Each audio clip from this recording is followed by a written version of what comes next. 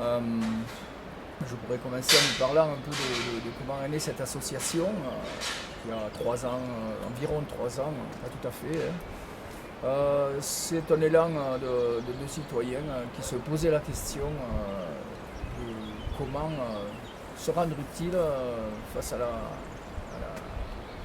cause, pour la cause des migrants d'une manière générale, à la problématique que ça engendre. On a environ 250 sympathisants et plus de 100 membres de l'association. Donc voilà, quand on pousse du coude un peu, on a de la réponse.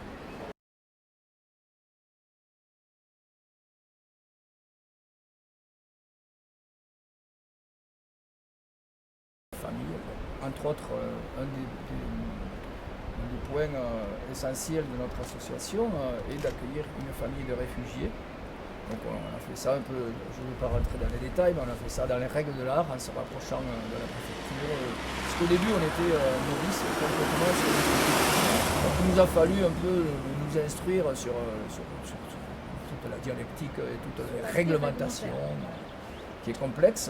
Aujourd'hui on la maîtrise mieux d'ailleurs, mais au début je reconnais qu'on brassait pas mal pour essayer de comprendre un peu toutes les complications et les obligations également.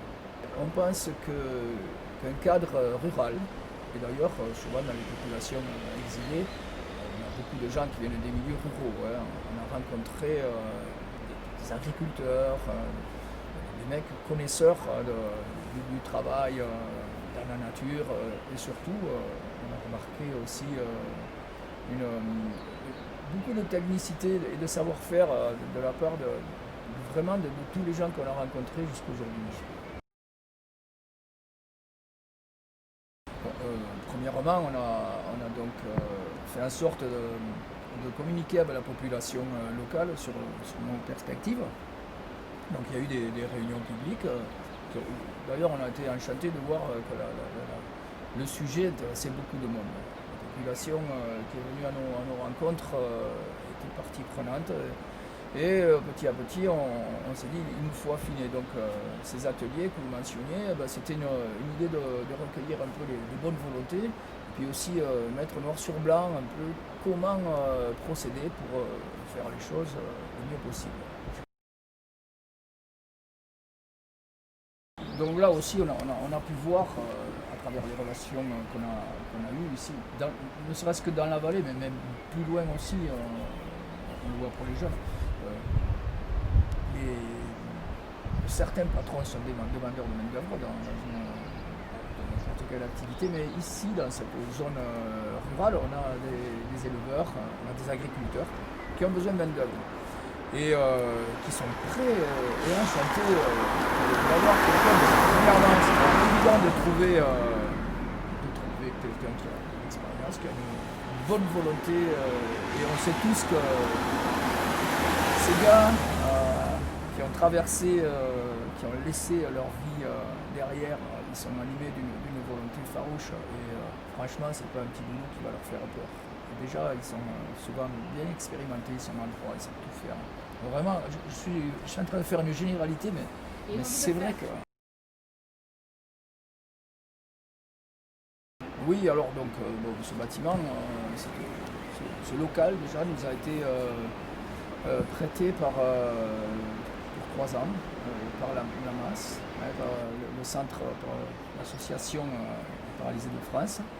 C'est une ancienne buanderie, donc c'était un local industriel avec tout ce que ça suppose comme inhabitabilité. Donc ça nous a fait relever bien les manches parce que quand on a fait l'état des lieux, on a vu qu'on n'avait pas peu à faire.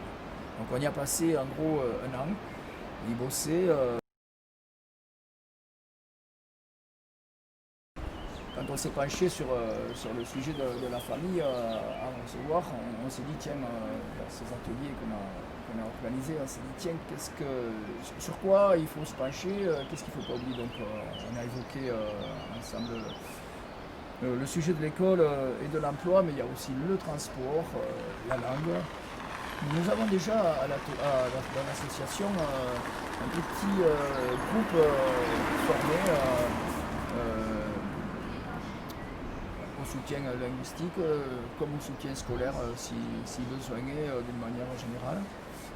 Pour le transport, on sait que cette famille, si elle est réfugiée, elle a aussi des droits, et notamment sur le droit de conduire, s'il est en possession d'un permis. Donc, au vu du profil de la famille, soit on mettra des conditions pour qu'ils puissent être autonomes, soit de toute manière on les accompagnera en termes de transport, mais aussi de formalités administratives, puisque c'est un volet quand même qui est complexe. Nous on l'a vu, il faut le maîtriser. Bon, on a vraiment un boulot pour accompagner. On est en confiance par rapport à ça. Mais surtout, globalement, nous,